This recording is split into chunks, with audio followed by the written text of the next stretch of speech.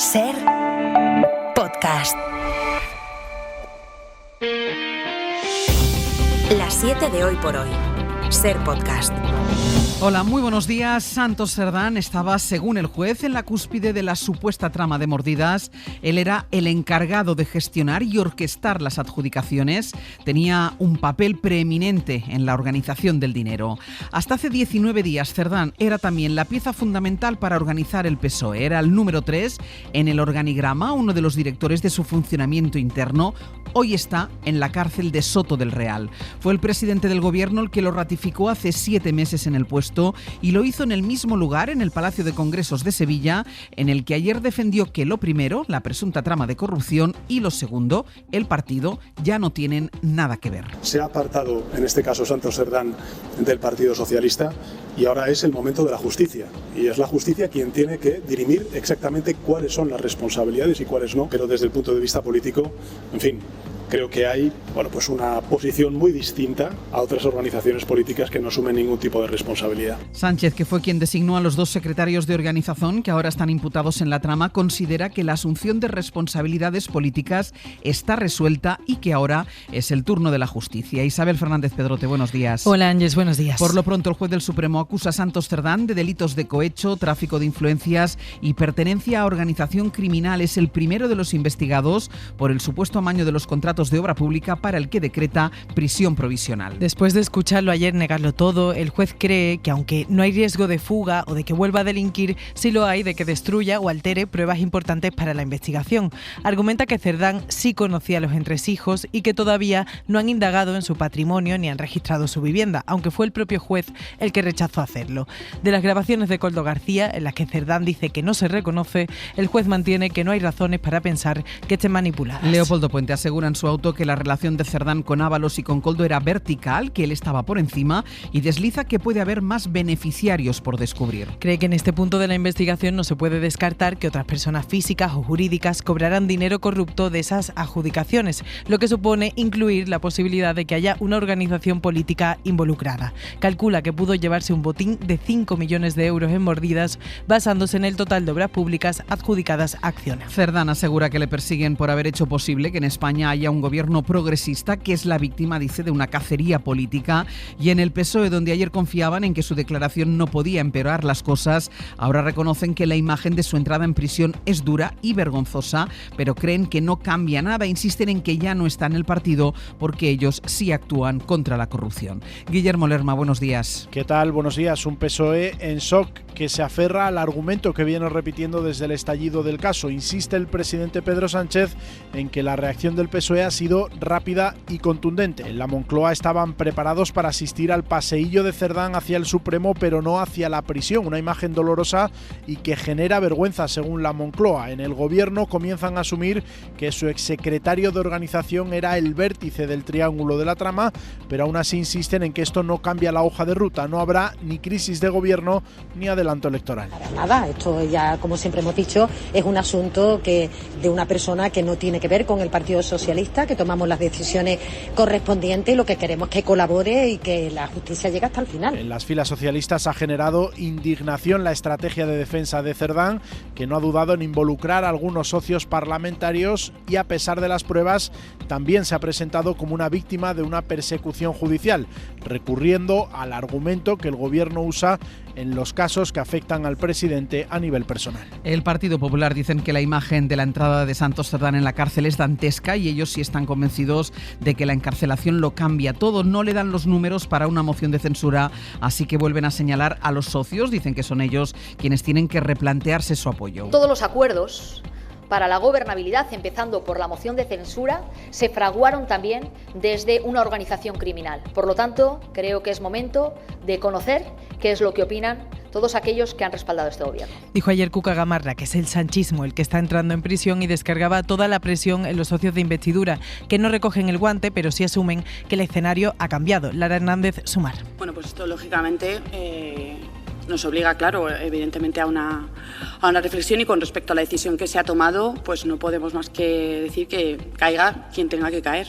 Sencillamente. En el PNV o en Bildu se desvinculan y Esquerra por ahora guarda silencio. Está empezando el martes, es 1 de julio.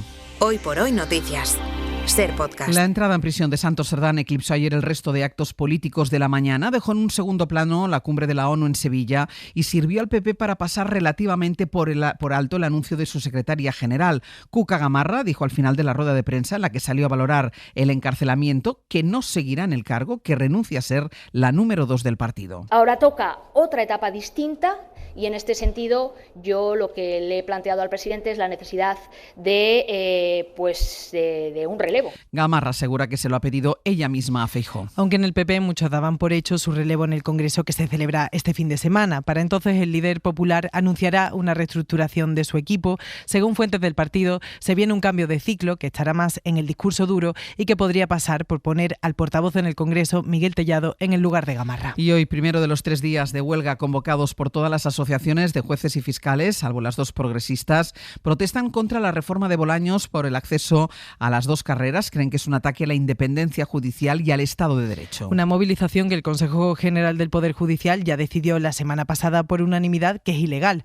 Aseguran que no tiene soporte normativo y por eso no van a garantizar servicios mínimos. El ministro del ramo, Félix Bolaños, descarta dar marcha atrás con la norma. Pedro Jiménez. 8.000 jueces y fiscales de toda España están llamados a la primera de las 3 jornadas de huelga convocadas por todas las asociaciones de jueces y fiscales, salvo las 2 progresistas, contra la ley Bolaños y contra la reforma del Estatuto del Ministerio Público que entrega la dirección de las investigaciones penales al fiscal y que el Gobierno considera que son medidas imprescindibles para avanzar en la modernización de la justicia. Los convocantes advierten de que la ley Bolaños es un ataque a la independencia judicial porque prima el sesgo ideológico para acceder a la carrera judicial, y sobre la reforma de la Fiscalía subrayan que aumenta el poder del fiscal general sin incluir medidas de refuerzo como la independencia y la autonomía del jefe del Ministerio Público frente al Gobierno. El Consejo del Poder Judicial advierte de que no hay base legal para esta huelga, pero los convocantes ya han fijado servicios mínimos y han establecido canales confidenciales para que jueces y fiscales comuniquen su voluntad de hacer la huelga. Hasta cerca de la medianoche no se logró restablecer ayer por completo la circulación de los trenes de alta velocidad que conectan Madrid, Toledo y Andalucía. La falta de tensión en una catenaria interrumpió el tránsito en las vías y dejó una treintena de trenes parados. Todos han llegado ya a destino, pero con mucho retraso. Edu Hernández, buenos días. ¿Qué tal? Buenos días. La circulación de alta velocidad entre la capital, Toledo y el sur estuvo suspendida durante más de 1 hora por un problema en una catenaria que terminó provocando una caída de tensión a la altura del tramo entre Yeles y La Sagra. Los trenes llegaron a sus destinos, aunque con muchos retrasos. El gestor de la infraestructura, Adif, tuvo que solicitar a Emergencias de Castilla-La Mancha el despliegue de recursos de protección civil para poder atender a los viajeros que estaban a mitad de camino con sus trenes y que tuvieran acceso a comida y agua. El balance de trenes de Renfe afectados asciende a 23 unidades, tanto de media como de larga distancia, que incluían servicios de AVE, Hablo, Avant y Albia. A los de Renfe se sumaron otros 4 de Irio. 3 de ellos quedaron a mitad de camino. A partir de hoy se amplía el cerco al alquiler de corta duración. Los pisos turísticos y de temporada tendrán que tener un número de registro del Ministerio para poder anunciarse en las plataformas y asegurar que cumplen con la normativa. Lo han llamado ventanilla única digital. Los contratos de alquiler temporal se han multiplicado por 3 en los últimos 5 años y con ellos se camuflan muchos alquileres de larga duración para esquivar la normativa de vivienda. El registro era voluntario desde enero y a partir de hoy ya es obligatorio. Pablo Anzola, buenos días. ¿Qué tal? Buenos días. Sí, es un número de registro único, una especie de matrícula que desde este martes deben poseer por ley todas las viviendas que quieran anunciarse en las plataformas online.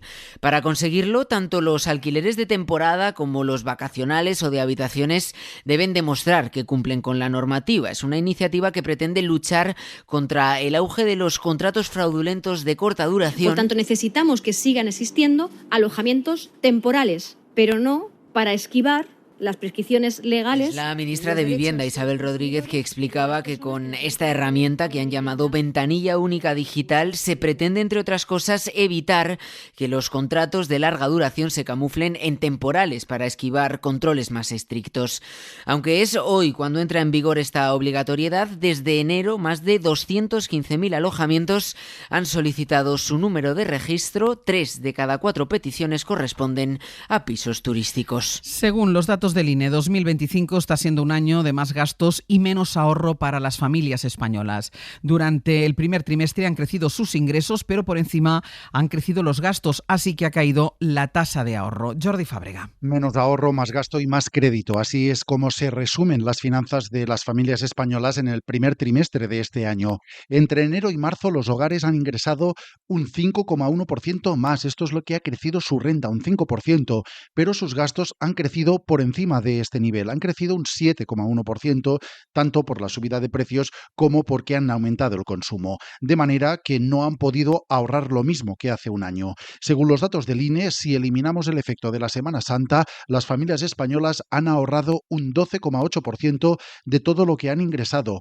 Esto es un punto menos que hace un año. De los datos, además, llama la atención que se multiplica por 3 la petición de créditos, la financiación bancaria. En un trimestre las familias han pedido casi 7.000 millones de euros en préstamos.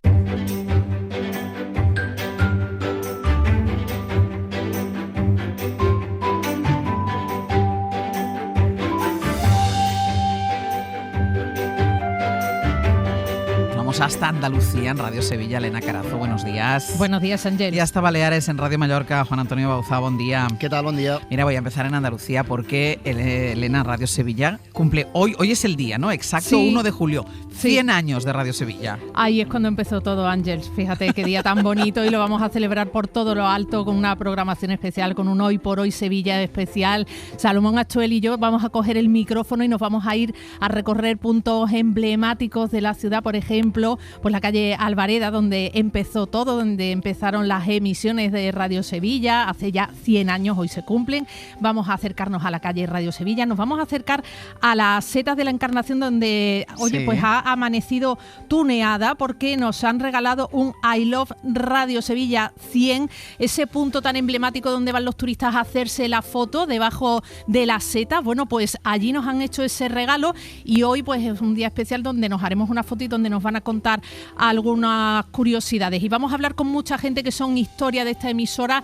Bueno, pues nos van a regalar anécdotas, vamos a hablar con oyentes, en fin, va a ser un día precioso de celebración. Día de celebración y a ver si en la calle, micrófono en mano, os encontráis con los asistentes a la cumbre de la ONU que se está haciendo en Sevilla.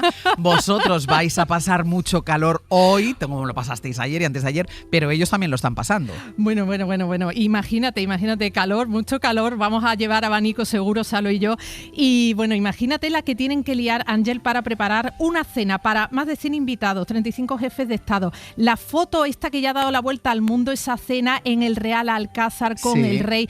¿Cómo se pudo organizar esa cena? Un catering que sirvió Casa Robles, que ya tiene muchísima experiencia en este tipo de eventos, pero tú imagínate esa cena con 42 grados que hacía y además el menú era bastante ambicioso porque tenían planteado una sopa fría para esto del calor que tenemos en Sevilla, unos platos muy especiales, pero ¿cómo se hace para servir una sopa fría con 42 grados y además que la temperatura fuera la adecuada de los platos calientes? La cosa era que los platos calientes fuera de lo que es la temperatura de la cocción estaban más caliente fuera que dentro. En fin, era un lío. Nos lo explica el director de Casa Robles, Pedro Robles. Con calentadores de platos que llamamos, estaba el plato fuera de los calentadores más caliente que en el calentador de platos.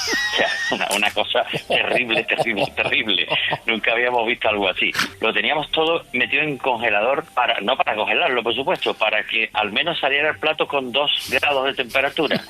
O sea, una locura. Nos lo explicaba en Hoy por Hoy Sevilla. La sopa fría de espárragos en tartar de anchoa ahumada y filamentos de manzana fue un éxito, pero imagínate la que tuvieron que liar para servirla. No dudo que los Robles lo consiguieron. Mira, pues ya que estamos con cena, a lo mejor hubieran podido tomar ejemplo de lo que hace ese colectivo de Final de Palma, Bauzá, que desde mañana y durante todos los miércoles van a hacer sopas a la fresca. Sí, en julio y agosto, cenas a la fresca. Bueno, cenas al aire libre seguro, lo de la fresca ya depende de la noche porque también lo mismo que la cena de la que habla Elena. Bueno, estamos pasando calor. El primero va a ser mañana. El objetivo es recuperar plazas que ahora mismo están ocupadas por terrazas de restaurantes y franquicias y en su mayoría, pensado todo para el turista, pues quieren que el residente disfrute de algo tan sencillo como poder cenar al aire libre en su barriada. Pau Riera es uno de los impulsores. I nosaltres volíem que un pic l'any poguessin recuperar-se aquestes places. Que dice al menos una vez al año recuperar las plazas de nuestras barriadas de 8 de la tarde a 11 de la noche, con ese objetivo reapropiarse del espacio público y hacer comunidad. Cada uno lleva algo de comida para compartir, la organización coloca sillas y mesas y luego pues eso, a disfrutar del aire libre seguro, lo de la buena temperatura y de la fresca, bueno. Pues porque ahí también, Bauza, estáis pasando calor, ¿no? Pues mira, ahora mismo aquí, justo fuera de los estudios, 27,4 grados. Y con una humedad que debe ser un poco altita, seguro. Por encima del 80, o sea que calorcito. Bauza, Elena, gracias. Hasta luego. Hasta luego. Y vamos ya con nuestra recomendación cultural para empezar el día. Hoy Pepa Blanes nos propone ir al teatro. Quedan pocos días para verla y pocas entradas, pero estamos seguros de que volverá y no queremos dejar de recomendar de Nau Albet y Marcel Borràs. Es una obra divertida, locada, inteligente sobre la creación, la amistad, pero sobre todo sobre el ego del artista. De entrada te advertimos que nosotros no nos hemos propuesto ningún objetivo, salvo privado e íntimo. Queremos que se nos vea aquí retratados en nuestra forma más sencilla, sin artificio ni contención. Nau y Marcel son actores, dramaturgos, jóvenes, han hecho de todo, muchas cosas juntos, pero como todas las parejas tienen altibajos. Esas rencillas las explotan en esta obra donde el uno y el otro se atacan sin piedad, con la ayuda del público y con un juego entre la autoficción y la fantasía donde sacan hasta armas de fuego. Por lo que hace el ego, va más ligado a las relaciones, ¿no? Cómo el ego a veces impide una buena relación, una buena comunicación y cómo siempre al ponernos por delante pues hace que la convivencia a veces pues sea más ardua y más difícil. Cuando anunciaron el proyecto, que comienza con la confesión de que se separan, la mayoría del público creyó que era real. Nada más lejos de la realidad, pero lo más divertido es no saber qué es verdad y qué es mentira de todas las pullas que se lanzan. Para no perderte ningún episodio, síguenos en la aplicación o la web de la SER, Podium Podcast o tu plataforma de audio favorita.